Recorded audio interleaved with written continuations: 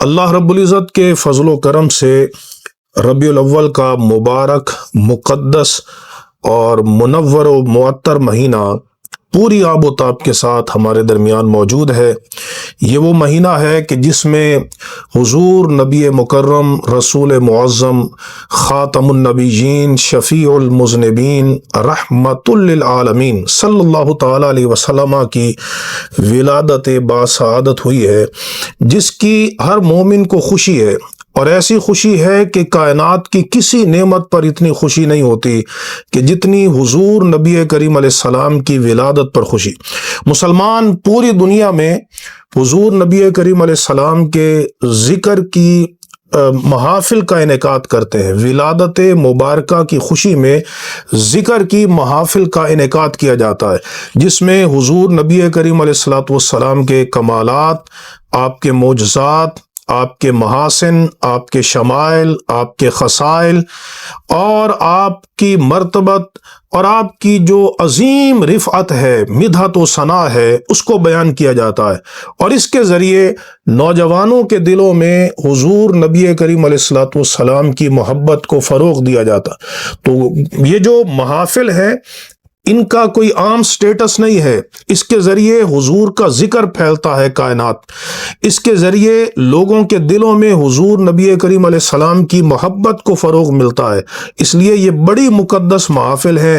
اور بڑی بابرکت محافل ہیں۔ خصوصاً آج کے اس مادی دور میں اگر کسی نوجوان کو حضور نبی کریم علیہ السلام کی محبت کی محفل میں بیٹھنا نصیب ہو جائے، درود و سلام پڑھنا نصیب ہو جائے، اور اس کے دل کا ربط اور تعلق مکین گنبد خضراء کے ساتھ استوار ہو جائے، تو اس سے بڑی سعادت اور کیا ہو سکتی ہے۔ لیکن ہمارے ہاں اہل سنت میں جو محافل پائی جاتی ہیں، ان میں بہت سارے کام ایسے ہیں جس کی وجہ سے محفل کی روحانیت ختم ہو جاتی ہے۔ میں ان میں سے چند اصلاحات عرض کیے دیتا ہوں، اگر ہم سب مل کر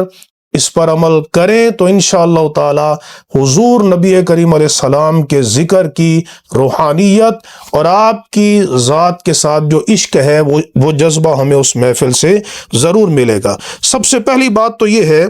کہ کسی ایسے نقیب کو، نعت خوان کو اور خطیب کو دعوت نہ دیں جو آپ سے پیسوں کی ڈیمانڈ کرے، آپ سے مطالبہ کرے کہ مجھے اتنے پیسے دیے جائیں۔ محفل کی روحانیت کو ختم کرنے کے لیے بس یہی کام کافی ہے۔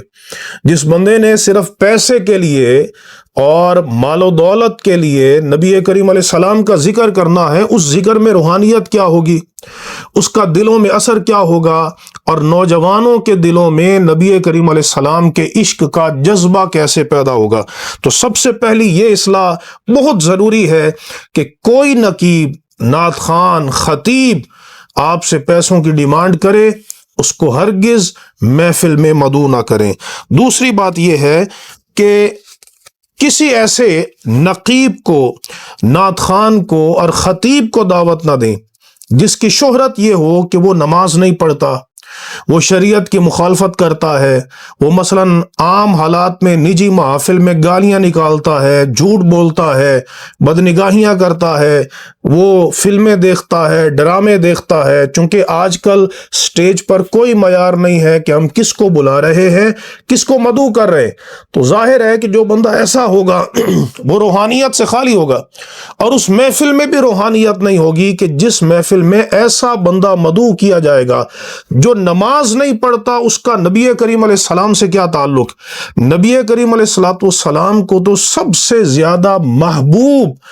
مرغوب جو چیز تھی، وہ فرمایا کہ حبب الی من دنیاکم ثلاث، مجھے تمہاری دنیا میں سے 3 چیزوں کی محبت عطا کی گئی ہے۔ ان میں سے حضور نبی کریم علیہ السلام نے فرمایا کہ جعلت قرۃ عینی فی الصلاۃ، نماز میں میری آنکھوں کی ٹھنڈک ہے۔ تو جو حضور کی آنکھوں کی ٹھنڈک ہے، تو جو بندہ وہ نماز نہیں پڑھتا، آپ مائک اس کے حوالے کر رہے ہیں۔ تو دوسری اصلاح جو بڑی ناگزیر ہے وہ یہ ہے کہ کسی ایسے نقیب کو، نعت خوان خان کو، خطیب کو دعوت نہ دیں جو شریعت کا باغی ہے، جو فسق و فجور میں مبتلا ہے، جو لوگوں کا مال دھوکے سے کھا لیتا ہے، جال سازی کرتا ہے۔ نبی کریم علیہ السلام کی محفل کا سٹیج، وہ بندہ اس قابل نہیں ہے کہ وہ حضور کے ذکر کی محفل کے سٹیج میں وہاں پر وہ بیٹھے۔ اور تیسری بات بہت ضروری ہے، کسی ایسے نقیب کو نہ بلائیں، کسی ایسے نعت خوان کو دعوت نہ دیں کہ جو گمراہ کن اشعار پڑھتا ہے، جس میں اہل سنت کے مسلک کی بغاوت ہے، جس میں اسلاف کے مسلک کی بغاوت، جس میں غلو پایا جاتا ہے۔ چونکہ بہت سارے لوگ بہت سارے ایسے اشعار بھی بیان کر دیتے۔ میں نے ایک نعت خوان کو سنا، وہ یوں کہہ رہا تھا کہ الیاذ باللہ اللہ تعالیٰ نے پھولوں سے کہا کہ اے پھولو میں تمہیں رنگ کہاں سے دوں، میں نے تو سارے رنگ محبوب کو دے دیے ہیں، میں تمہیں خوشبو کہاں سے دوں، میں نے تو ساری خوشبوئیں محبوب کو دے دی ہیں۔ یہ جو شعر ہے، یعنی یہ میں نے جو مفہوم بیان کیا ایک شعر کا، یہ تو صریح کفر ہے، اللہ تعالیٰ کی قدرت کا انکار کیا جا رہا ہے۔ تو اس سے آپ دیکھیے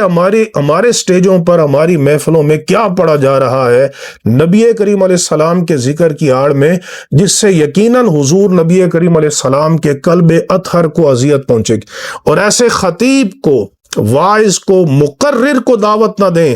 کہ جو سٹیج پر بیٹھ کر قصے کہانیاں بیان کرے، جو سٹیج پر بیٹھ کر لوگوں کا وقت ضائع کرے، جو بے مقصد گفتگو کرے، جو موضوع روایتیں بیان کرے، من گھڑت روایتیں بیان کرے، جو جناب بغیر تحقیق کے گفتگو کرے۔ اگر کوئی منتظم ایسے خطیب کو دعوت دیتا ہے کہ جس کی خطابت میں تحقیق نہیں ہے، دلائل نہیں ہے، وہ اگر جھوٹی روایت بیان کرے گا، من گھڑت روایت بیان کرے گا، تو یقین مانیے کہ اس کا وبال اس منتظم کے سر پہ ہوگا۔ لہٰذا یہ اصلاح بہت ضروری ہے۔ ہمارے لوگوں کے پاس دلائل کیا وسعت کیوں نہیں ہے کہ جب محراب و منبر سے ہم قرآن و حدیث کے دلائل نہیں دیتے، بلکہ قصے کہانیاں سنا کے، حکایتیں سنا کر، ادھر ادھر کی باتیں، جگتیں اور ادھر ادھر کی باتیں وقت ضائع کر کے جب ہم جاتے ہیں تو عوام کے پلے کیا پڑے گا۔ بہت سارے خطیب، ان کی شہرت یہ ہے کہ وہ لوگوں کو ہنسا کر جاتے ہیں۔ تو کیا بھائی محفل میلاد یہ کوئی سٹیج ڈرامہ ہے؟ یہ کوئی جگت بازی کا پروگرام ہے کہ بس لوگوں کو ہنسا کر جاتے ہیں؟ اس لیے یہ اصلاح بہت ضروری ہے۔ پھر اسی طرح یہ اصلاح بھی بہت ضروری ہے محافل میلاد میں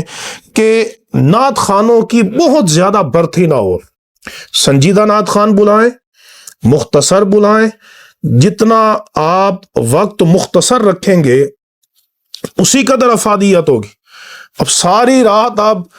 9 10 نعت خوان بلائیں اور ایک نعت خوان 3 4 نعتیں پڑھے تو اس سے تو لوگ اکتا جائیں گے۔ یعنی شریعت کا مزاج یہ ہے کہ نبی کریم علیہ السلام نے لمبی نماز امام کو پڑھانے سے منع کیا کہ لوگ اکتا نہ جائیں۔ حضرت عبداللہ بن مسعود رضی اللہ تعالیٰ عنہ آپ ہفتے میں صرف ایک دن واز کرتے کہ کہیں لوگ اکتا نہ جائے، اور فرماتے کہ میں نے اسی طرح خیال رکھا ہے جس طرح حضور نبی کریم علیہ السلام ہمارا خیال کرتے تھے کہ کہیں ہم اکتا نہ جائیں۔ تو آپ بہت لمبی محفل کریں، لوگ اکتا جائیں، عدم توجہ سے سنیں، یا وہ لنگر کے انتظار میں بیٹھے رہیں یا اونگتے رہیں، تو یہ محفل کے آداب کے خلاف ہے۔ مختصر اور جامع محفل کریں، جس کا بہترین وقت مغرب تا عشاء ہے، اس وقت میں آپ محفل کریں اور اسی دورانیہ میں محفل کا اختتام کریں جس میں مرکزی حیثیت خطیب کی ہو۔ ایک بہت ضروری آخری اصلاح، ویسے اس حوالے سے بہت کچھ کہا جا سکتا ہے لیکن آخری اصلاح بہت ضروری ہے کہ اس وقت ہمیں ترجیحات میں اپنے مدارس کو رکھنا چاہیے۔ مدارس وہ ہیں جہاں قال اللہ قال الرسول کی صدائیں ہوتی ہیں، جہاں عقائد کی پختگی کا درس ہوتا ہے، جہاں اعمال سکھائے جاتے ہیں، جہاں نیکی کی تلقین کی جاتی ہے، جہاں سے علماء تیار ہوتے ہیں۔ اس مہنگائی کے دور میں اگر آپ اپنی محافل کا خرچ کچھ کم کر کے اپنے مدارس کو سپورٹ کریں گے تو یہ آپ مسلک کی بہت بڑی خدمت کر رہے ہیں۔ لہٰذا اپنا کوشش کریں کہ محافل ضرور کریں، محافل سے منع نہیں کرنا، لیکن جو بہت زیادہ خرچ کرنا ہے اور بہت زیادہ اس میں لائٹنگ ہے، ساؤنڈ ہے، اور بہت زیادہ مہنگے خطیب اور اس طرح کے معاملات ہیں، ان کو آپ مختصر کر کے کوشش کریں کہ اپنے مدارس، اپنے جناب دینی کتب اور لائبریریاں اور علم کے فروغ میں اپنے وسائل کو خرچ کریں۔ اللہ تبارک و تعالی ہم سب کو حضور نبی کریم علیہ السلام کی ولادت کی خوشیاں نصیب فرمائے اور اس کی برکات سے دنیا اور آخرت میں فیض یاب فرمائے۔ وآخر دعوانا ان الحمد للہ رب العالمین۔